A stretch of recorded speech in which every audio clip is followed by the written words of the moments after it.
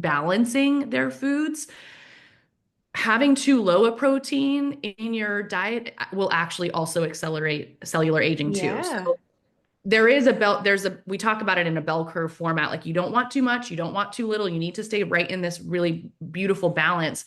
So, getting anything below zero point 0.8 grams per kilogram of body weight a day, per kilogram, not pound, per kilogram of body weight a day is also something that you need to be conscious of.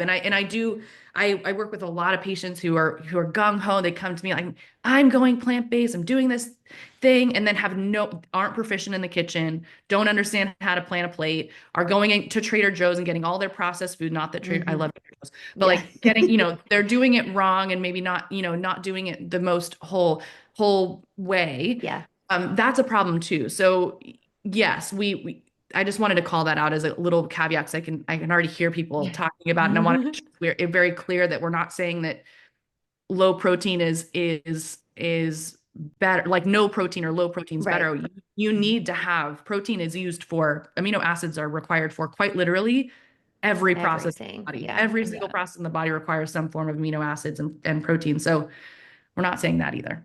Yeah. And on that same in that same vein is we're also not saying that muscle isn't important, Yeah. because muscle is such a critical organ to our health. And I think a lot of the time we think about muscle in that, like, how good do we look and how strong do we look, or how much can I lift at the gym, which, okay, sure, that's part of it, but muscle also plays into our immunity. It Hmm. plays into all of these other things in our health, and it also plays into healthy aging. So that bell curve applies also to the muscle composition that you have. You don't necessarily want too much of it either, but you definitely don't want too little of it. And you certainly don't want to be frail. And we see that in longevity studies, is that muscle maintenance and composition is so important Hmm. for longevity. And in today's world, unfortunately, and actually this is just unfortunately the way that our bodies are, but from the age of about